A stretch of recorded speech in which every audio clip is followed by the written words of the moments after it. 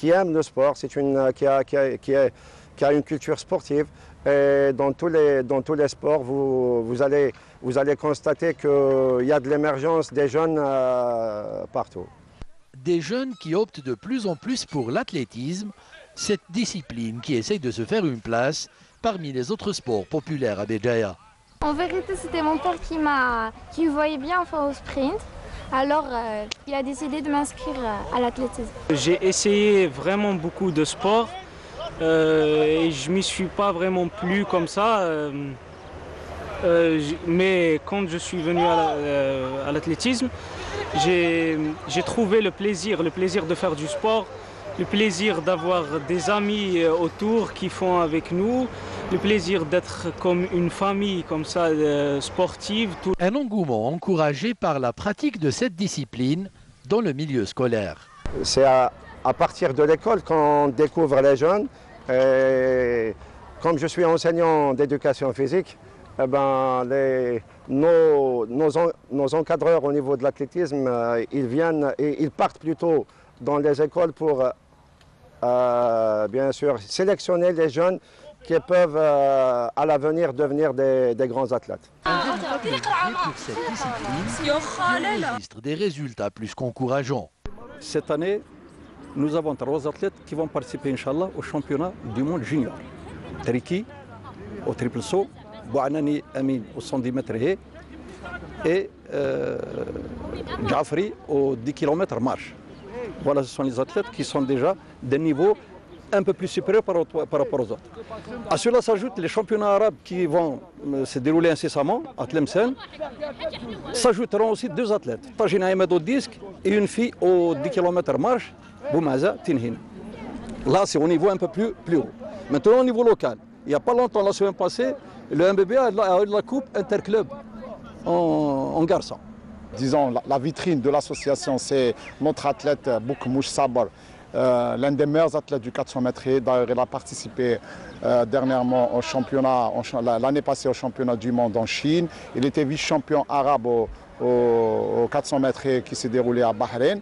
Et cette année, nous avons quand même des objectifs assez importants, notamment les Jeux olympiques. Nous souhaitons bien qu'il sera demi-finaliste. Nous avons un autre groupe d'athlètes de niveau moins important que Sabar à l'échelle africaine. Il s'agit de Ouchefriou Ismail, Rili Bilal, qui sont quand même des athlètes prometteurs. Alors, à quoi sont dues ces bonnes performances? C'est la détermination chez un nombre très important d'encadreurs issus des instituts de formation, à noter l'ISTS, les ITS au niveau national. Nous avons quand même un potentiel d'encadreurs ici à Béjaïa très compétent dans les différentes communes. Sidéry, Chakbou, Béjaïa-Ville, Amizour. C'est ce qui fait, en plus de ça, il y a une rivalité entre les clubs. C'est ce qui fait la force et le sérieux de tout un chacun. Aussi, la Ligue de Béjaïa, c'est une ligue très importante. Elle a cet esprit d'animer plusieurs compétitions qui fait unir les associations de la wilaya pour faire de très bons résultats à l'échelle nationale. Pourtant, à en croire les concernés, tout n'est pas rose pour pratiquer cette discipline dans la région. Il ne faut pas se dire que les résultats sont là, donc Béjaïa est pourvu d'infrastructures phénoménales. Non, c'est faux. Il y a un manque flagrant de stades d'athlétisme au niveau de la wilaya. Par exemple, au chef-lieu de wilaya, il y a une piste où les clubs d'athlétisme cohabitent avec le football. C'est inconcevable de s'entraîner avec les footballeurs. C'est-à-dire, nous souhaitons qu'il y ait des stades d'athlétisme au moins dans chaque daïra, notamment le chef-lieu de wilaya, la daïra de Sidéry aussi, qui représente un pôle très important pour la wilaya de Béjaïa, ainsi que Amizour et Akbou. Il y a aussi le côté financier, c'est presque dérisoire. Les subventions et les moyens financiers attribués au club ne suffisent pas. Malgré ça, les athlètes ne baissent pas les bras, mais serait suffisant. La volonté a de la volonté. Voilà, il y a de la volonté, le sujet n'est pas encore terminé. Merci au niveau de la régie. On va suivre, si vous permettez, la suite de ce sujet. Si on peut revenir à ce sujet, parce que c'est important ce que disait il y a un instant à propos de la volonté. C'est prêt, on peut passer la suite du sujet? Voilà, c'est parti, ça va partir. Mais serait-ce suffisant? La volonté a de la volonté, mais elle seule ne suffit pas, bien sûr. Il faut des moyens.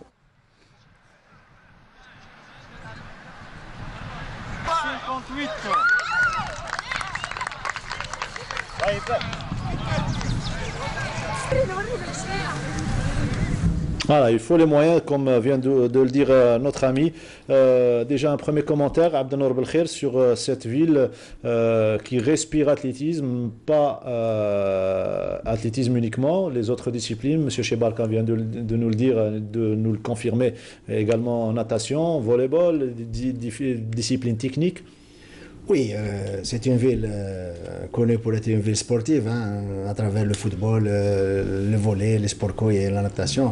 Mais je dirais d'une manière particulièrement sincère que l'athlétisme reste ces dernières années comme étant la vitrine de la commune de la wilaya de Béjaïa. L'athlétisme qui est devenu en matière d'athlétisme un réel pôle de développement, une force propulsive pour tout le mouvement sportif athlétique national. Et je veux pour preuve le palmarès particulièrement flatteur réussi par les différents clubs, par les différents athlètes dans différentes disciplines techniques et de course. Béjaïa domine l'athlétisme algérien de par la présence de 8 clubs au niveau du chef-lieu. Et il y a une équipe performante au niveau de l'Qser, au niveau de Sokolteni, au niveau de Aoukas, au niveau de... Même les résultats réalisés au championnat arabe junior. Même à l'échelle internationale, les athlètes de Béjaïa viennent et s'affirment avec beaucoup de réussite.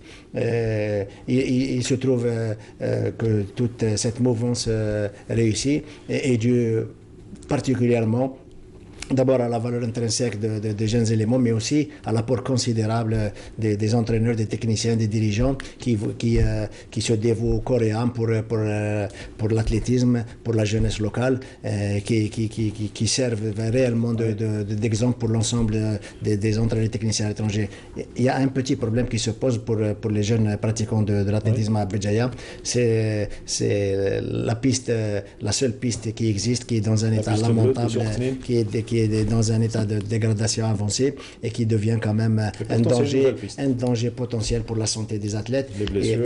Et je lance un appel aux autorités locales d'essayer de trouver une solution idoine pour permettre aux jeunes de s'entraîner dans des conditions idéales, carrément de lancer une opération soulager un petit peu d'un stade d'athlétisme à lui seul, parce que la cohabitation est extrêmement difficile avec le football. Laïd Bessou, un commentaire sur cette région, sur ce pôle de développement en matière d'athlétisme? C'est vrai, Béjaïa, ils ont fait un bon politique, ils travaillent beaucoup plus avec les jeunes. Et la preuve au championnat arabe, il y en a au moins 6 ou 7 athlètes qui sont médaillés. Et ça, c'est la politique et je le souhaite bon courage. C'est une ville qui aime le sport. Et j'espère au niveau de seniors, il y aura 2 athlètes qui vont participer aux Jeux Olympiques, championnat du monde. Laïd Bessou a certifié un mascara à partir du 21 pour ce traditionnel, enfin le 3e semi-marathon international Emir Abdelkader. Vous comptez rassembler le maximum d'athlètes et notamment beaucoup d'athlètes qui ont des chronos respectables, et on va certainement avoir des Kenyans, des Éthiopiens.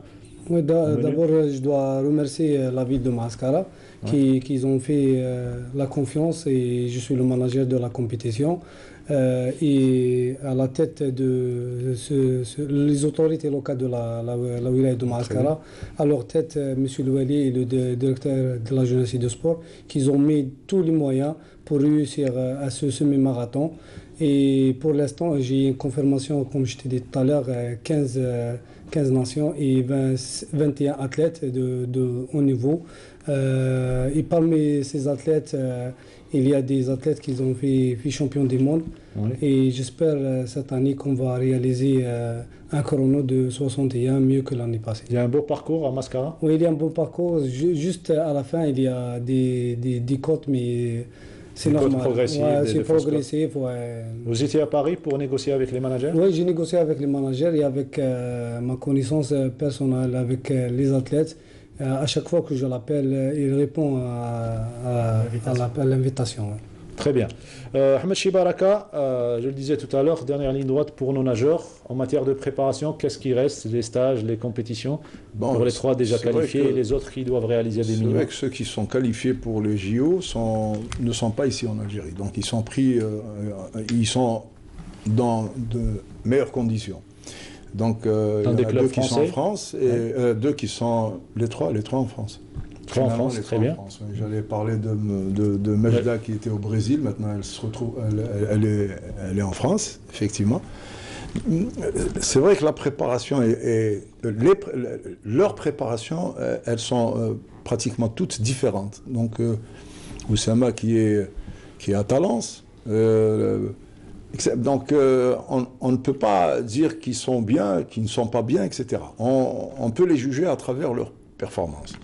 Mais il y a un suivi. Il y a des membres de la fédération qui sont présents dans la direction technique nationale, la direction des équipes nationales. Ils sont en train de les suivre attentivement, donc il n'y a pas de problème là-dessus. Maintenant, la dernière ligne droite, c'est vrai, ils se préparent, la charge à monter d'un autre cran. Et puis, à partir de juste après les deux meetings qualificatifs, là, automatiquement, on va décharger complètement les athlètes pour atteindre le pic de forme. Pour atteindre justement ce pic de forme qu'on attend avec impatience. Une compétition intermédiaire avant? Ou bien directement les Jeux? Non, il y a des compétitions, des meetings, donc... Il y a quand même des compétitions locales. Dans chaque ville, vous trouverez automatiquement des petites compétitions comme ça. Mais les 2 importantes, ce sont les 2 meetings qu'on attend aussi, comme je l'ai dit tout à l'heure. On va essayer de mettre justement ceux qui n'ont pas encore atteint leur objectif, qui n'ont pas réalisé leur minima. On va essayer de les mettre pour leur donner justement cette ultime chance. Pourquoi pas ne pas prendre part justement au JO qui reste quand même... Le championnat national, c'est pour quand? Le championnat national, on l'a...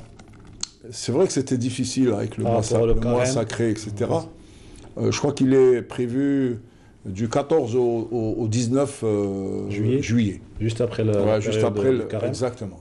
Très bien, pour permettre à tous les athlètes. Et ça sera en dehors, juste après la date butoir des minima, ou bien... Non, c'est ceux qui vont... Ça va être après les JO. Après les JO, oui. Le championnat national? Non, avant les JO. Avant les JO, juste avant, voilà, après Ramadan, je voulais dire. Donc c'est une bonne opportunité, justement, pour donner la chance, encore une fois, à des éléments qui, même si la date butoir, c'est vrai qu'on a aussi les championnats d'Afrique qui se pointent, on a pas mal de compétitions. Est-ce que tous les athlètes, l'élite notamment, sera présente au championnat national? En principe.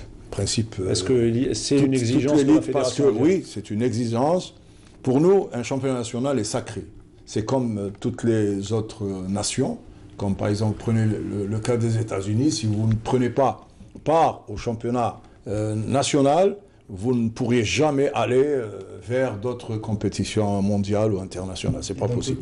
Donc, il faut justement redonner cette crédibilité à notre championnat national qui reste quand même sacré par rapport à d'autres compétitions. Et est-ce que la participation au championnat national, des fois, ne dérange pas l'athlète élite dans sa préparation? Vous avez vécu cette situation, des fois où vous vous retrouvez en pleine préparation à l'Aïd Bessou, et il y a le championnat national et vous devez faire un choix.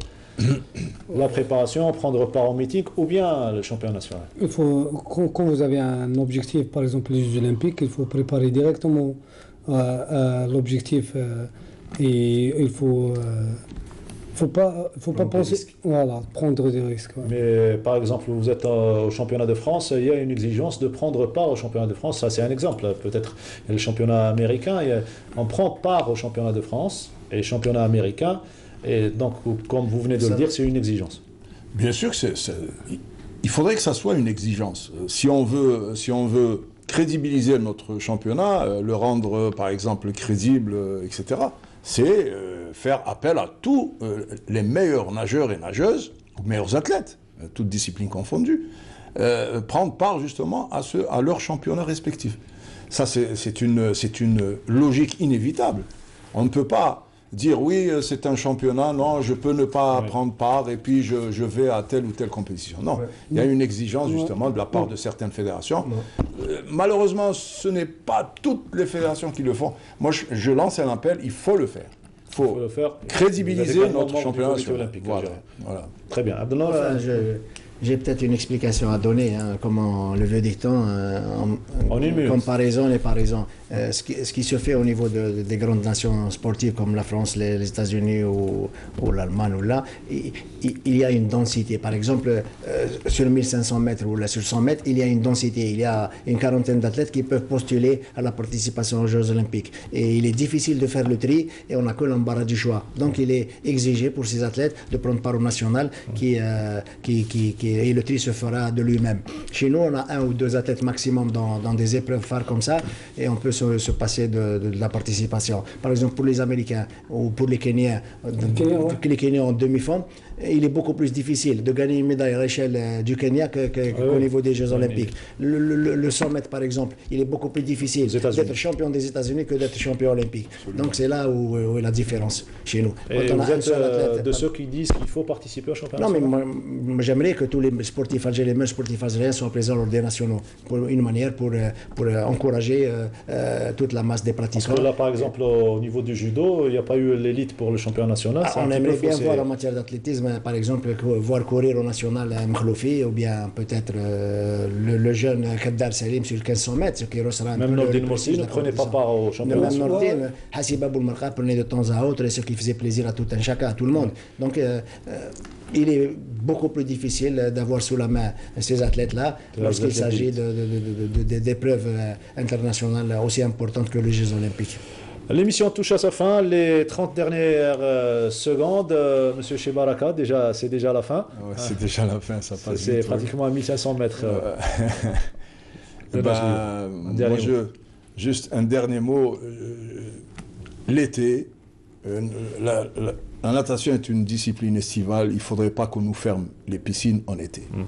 Ça, c'est très important. C'est un message à toutes les piscines. Voilà, à toutes les piscines d'Algérie. Parce qu'on a tendance justement à terminer très tôt, les gens partent en vacances, et puis le retour s'effectue d'une manière très très lente. C'est un sport d'été. C'est un sport d'été, et je ne dis pas que c'est moi, c'est un peu tout le monde. Depuis qu'on est arrivé, la fédération, on a mis justement ce point, en ligne de mire. Exact. Donc on s'est dit, puisque c'est une discipline estivale, on doit nager en été. Alhamdulillah, ils nous ont ouvert les portes. C'est pour ça qu'il y a eu quand même pas mal de résultats. Et Inch'Allah, ça continue. Inch'Allah. L'Aïd Besson, on vous retrouve à partir du 21 donc à Mascara pour fêter également en même temps le 133e anniversaire de la mort de l'émir Abdelkader, donc qui donne le nom au semi-marathon international de Mascara. C'est la 3e édition internationale et à travers Canal Algérie, je dois inviter et bienvenue à tous les sportifs pour le semi-marathon. Voilà, merci L'Aïd Bessou d'avoir été parmi nous aujourd'hui. Merci Ahmed Chibaraka, on vous souhaite beaucoup de chance dans votre besogne. Merci Abdelnour Belkhir, on se retrouve lundi prochain pour d'autres informations plus fraîches. Merci à toute l'équipe du studio numéro 7 de nous avoir permis de réaliser donc cette émission. Et en parlant de réalisation, merci à Saïd Bouhadjoum et notre script Soraya. Rendez-vous lundi prochain et puis ne ratez pas la rediffusion de l'émission ce lundi soir à partir de 22h et mardi à partir de 15h.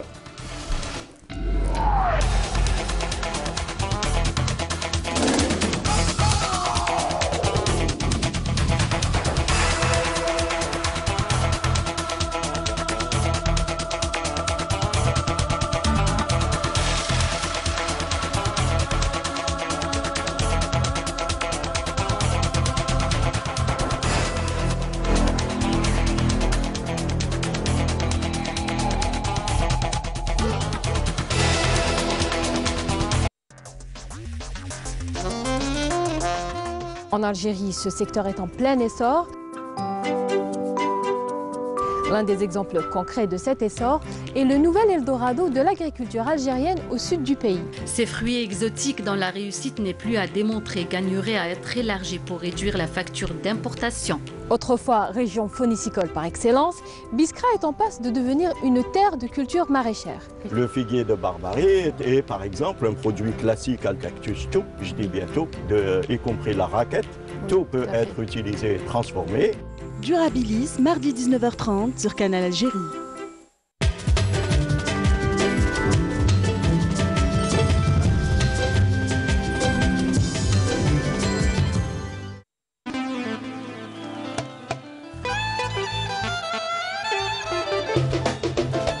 الخير عليكم.